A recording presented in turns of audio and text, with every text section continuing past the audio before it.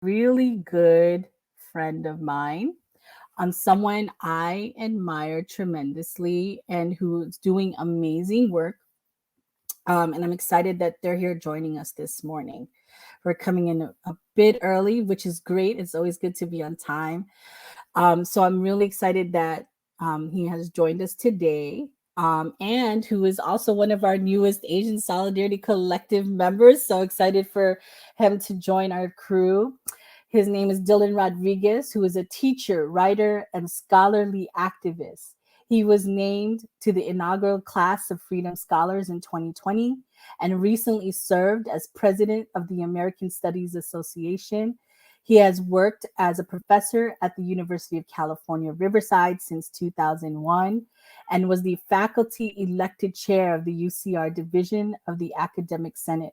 Prior to his Senate leadership, he was the chair of the Department of Ethnic Studies. Dylan's work addresses the normalized proliferation of oppressive violence in everyday state, cultural, and social formations. He conceptualizes abolitionists and other forms of movement as part of the historical collective genius of rebellion, survival, and radical futurity. He is the author of 3 books, most recently White Reconstruction, Domestic Warfare, and the Logic of Racial Genocide, and is co-editor of Critical Ethnic Studies, a reader. Dylan can be reached and contacted through his amazing work all over. You will see him. I'm just so excited that he's here joining us for a Q&A with us this morning to offer a good framing on what does it mean in this time to be an abolitionist. Thank you for joining us, Dylan. Hey, this is a fundraiser, right? So I should start by making a pledge or something, and you know what I mean, and like calling people to match my pledge or something like that, right? That's what we're supposed to be doing, right? Generous introduction. Thank you so much. I'm Dylan Rodríguez. I'm pledging $150 right off the bat. If that's not enough, say so. I'll pledge more. And others should match me if you can afford it. If it's $1.50, if it's $15, you know what I mean? Like I just threw a number out there, so let's do it. Hey, I know we're starting early. That means we have more time to run our mouths, right? And we can still stay on schedule. Thank you for that generous introduction again. I'm really honored to be invited into the group and into the conversation. I'm Dylan. I'm speaking to y'all from occupied Cahuilla, Tongva land in Southern California. They call the city Corona. I work at UC Riverside, which is down the street from where the Riverside Police Department stole the life of Taisha Miller. 1998, shortly before I became a faculty member. Visual description, I'm brown, I'm Pinoy, I cut my hair recently. I'm wearing a Cops Off Campus gray t-shirt, and I got a painting of George Jackson, honoring George Jackson behind me, and a badass original actual Public Enemy poster from the Nation of Millions album that a good friend of mine liberated from a New York City bus stop a long time ago, and I'm just holding on to it for her until she So that's I'm me. Jealous. Tell me about it. Tell me about it. No, I always was warning my colleague and friend that I was going to steal it from her office. And so when she left to take a job in New York, she said I could hold on to it for her. So there it is. Well, thank you so much for joining us and sharing already. I'm excited to have you here, and I want to start off with a question for you, and I'm just going to let you go off because I know you're going to break it down for us real easily and importantly for us. I've heard you talk about how abolition is our moral obligation once. Tell us, for us as Asians and Asian Americans, why is it now more than ever important for us to do abolition, be abolitionists? What's at stake for us if we do or we don't? So let me start by saying that this is the topic of, I think, a perpetual long conversation, a long form conversation that we need to have collectively. So in my mind, what you and I can do in these few minutes, precious minutes we have, is kind of stage that and provoke that for a longer collective discussion among all our folks here. So let me start by framing how I understand and enter abolition as a collective practice, as a collective act of art, of creativity, of critical work, of teaching, of organizing, and so forth. It is part of a centuries-long Black radical and Black revolutionary diasporic tradition. That's how I understand it. That's how I have been welcomed generously into the work. And I think that needs to be central to how we think and do the work of abolition, because otherwise we run the risk of abstracting it from its foundations, which means two things. One is that we actually reproduce the logics of anti-Black violence and genocide by doing so. And secondly, we hesitate to burn the fucking plantation down, right? The minute we do that abstracting from the Black revolutionary and radical tradition, it increases the possibility that we will be solicited and seduced into reformist practices, liberal practices, sometimes they call them progressive, and even social justice practices that are actually about reproducing the plantation rather than burning the fucker down, right? So I know that there's a lot of necessary talk about abolition as creation, as making, as creativity. That is central to everything abolition has always been. Mm-hmm. I think in this moment, it is also critical to understand that abolition is also about stopping things. It's about getting rid of certain things. I've said it over and over again for almost my whole adult life. You don't play with genocide. If you recognize a system as genocidal, as colonial, right, as based on the logics of chattel slavery, you don't mess with that, right? Your objective is to abolish it, destroy it, right? Survive it, of course, right? We have to do certain things tactically to survive those deadly systems. But the point and the principle and the objective is to destroy those systems. At the same time that you're also exemplifying a certain kind of love and joy and community and creativity and experimentation that already anticipates what you want as you destroy the plantation. So that's the first thing that I think all of us here need to understand, right? Whether we identify as Asian American or Filipinx or Pinoy, et cetera, that's what we need to understand. And I think for this particular crowd that we're part of today, what we need to have a really clear political analysis of is how it is that people who are identified as Asian American, et cetera, especially in the US context, are subjects of recruitment into a couple different things that are deeply dangerous. One is they're subjects of recruitment into different forms of affinity and solidarity with the state, right? So when we say Asian Solidarity Collective, right, and that's the work we're doing, and we're on side of oppressed communities, then I think that there's a special, heightened obligation to have that kind of an analysis. How is it that some of the folks that we identify as our own are being invited into solidarity with the state, especially the policing, criminalization, incarcerating apparatus regime, right? They all overlap, right? And the best example recently, the most conspicuous example recently, is obviously #StopAsianHate. Now, I'm gonna try to say this gently, but I'm also not gonna compromise my criticism, okay? Because I know a lot of us here have been involved with it, you know what I mean? But Stop Asian Hate, in the end, it's from the beginning to the end. It's actually part of that problem I'm talking about, right? Because on the one hand, it is premised on addressing what is really deep white nationalist violence, right? And the casualties of white nationalist violence, which is, by the way, multicultural, right? White nationalism is not exclusive to white people.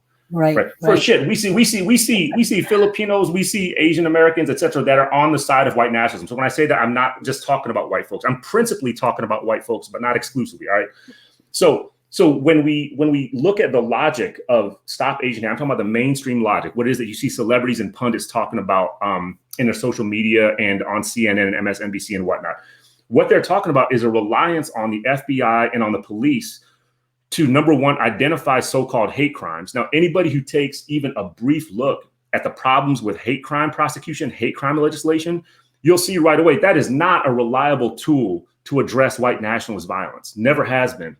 There's been places and moments where the primary targets of criminalization of hate crimes are actually oppressed peoples, right? They've been queer and gender non-conforming people, non-binary people. They've been Black people.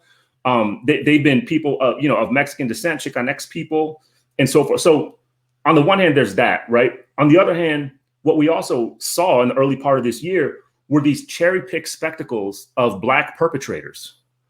There was a cherry-picked visual arrangement in which one would be led to believe that Black men are the primary perpetrators of anti-Asian violence, which empirically is complete bullshit. Okay, we have no evidence of any of that. But anyway, so Asians and Asian Americans being pulled into anti-Blackness all the time. That's one piece. The other piece is reformism, which I've already alluded to. That's just the idea that the existing system which I think has to be called asymmetrical domestic war. That's the condition that we are in. That's what movements have been basically saying for many years, right? This is a condition of asymmetrical, undeclared domestic war. You were saying this is not normal, right? And that's the tension. It is not normal. At the same time, the state tries to normalize this, right? Yep. And not call it domestic war. They call it law and order. Yes. They call it peace. Absolutely. They call it democracy. So the problem, as well as how Asians, Asian Americans, Filipinos, et cetera, are being brought into this kind of affinity with the idea that the existing system of asymmetrical domestic war can be adjusted to be tolerable and just. So those are the two things that I'd say we need to address as different kinds of overlapping collectives. And go from there. We're running out of time already, man. Can we have another half an hour? I know. Well, that just means we got to keep having you back, Dylan. I mean, you broke it down really importantly. I mean, really significantly in the fact that you're mentioning all that we see with the whole anti-Asian hate and what makes it feel like this is it's not there, and where we need to dig deep. So, tell me in this, like, what you're seeing now in this moment, right now, globally, that's happening. And you clearly see that there's a system really fighting really harder than ever to keep it functioning. Yeah. So what are the connections we need to draw right now from all of that to what's happening in the world globally to what we've got to do as abolitionists now? Right on. Like, what is it going to take? All right. So I know we have a few minutes. I'm going to try. Apologies for talking fast, like slow my ass down on the recording, whatever, and just sending love to all you. I'm going to hang on for a few minutes after this and just listen to folks. All right. I got three things I'm going to say again. What I really see happening is that reformism, that is the ideology, and really it's kind of a pseudo-religious belief. That's the notion that the horizon, the outer limits of political change are only are defined by adjustments to an existing set of institutions. That's what reformism is. That's the belief, right? In other words, it is absolutely counter and anti-abolitionist. It is counter and anti-revolutionary. It is against radical foundational transformation. That's what reformism ism, right? Reformism. That is the front line of what we are in now. We're in the opening stages of it, especially in terms of police reform. We see it everywhere. We see it in cities. We see it in counties. We see it in states and federal. We see it in universities. We see it in colleges. We see it in K through 12, right? The front line of counterinsurgency against current abolitionist struggle, freedom struggle, and self-defense struggle, which is in many ways what the movement for Black Lives and other overlapping movements are doing. They are being undermined by reformism, which at its heart is about a re-legitimation of policing and police power, right? Let me say that again to be really clear. What I see happening globally is a scramble, an institutional scramble to initiate waves of police reform, guided by reformist ideology to, number one, re-legitimate policing as a form of power, as a normalized form of power, how societies work, as the thing that is necessary to bring societies into peaceful function, right? Ironically, into peaceful function. Policing as a form of power, and then the police as an institution. That's the front line of counterinsurgency right now, is re-legitimation of policing and police as an institution. Second, I think we need to rethink constantly what the labor of solidarity actually is. We need to center the work of collective study. Right. The biggest weakness I see in many collectives and organizations I'm part of is a kind of disengagement or a kind of short time that for collective study. Solidarity is a dynamic praxis. It is a dynamic period of constant reflection in a collective group. It's not an accomplishment. You don't just accomplish solidarity. So collective study is critical to this. And in addition to what you raised in your opening comments, which is what are you willing to give up? As part of the solidarity practice and reflection, I want to say, what are we also willing to do to collectively experiment? Right, coming out of collective study, right? That there's some fun shit we get to do. Yes. If we get engaged in collective study, is collective experimentation. The last point is to come back to the initial point that I keep harping on here, which is not only do we need to have an analysis of reformism, there has to be a commitment to constantly, militantly opposing reformism, and that's a hard thing to do. Because a lot of us are pulled into reformist struggles all the time, and it becomes difficult to kind of pull apart a tactical support for a specific kind of reform measure or reform campaign that is primarily usually defensive, right? We're trying to just prevent casualties of some of our folks and vulnerable loved ones around us.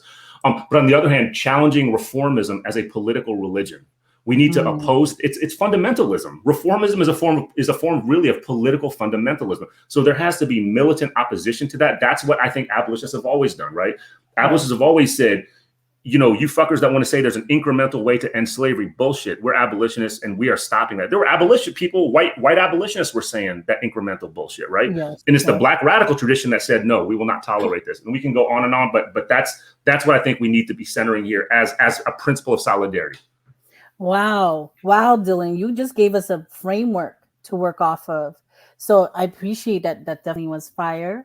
Thank you for sharing that knowledge, Dylan. I think it's really crucial. I'm appreciative what the wisdom that you brought us today and offering this framing for us today, in which we'll be working through. And also, like, in general, the time you've committed with us at Asian Solidarity Collective. You just spent a portion of your time with us, even in our abolitionist series class, and willing to come back. So thank you so much, Dylan, for your time and joining us. Hey, thank you so much for inviting me.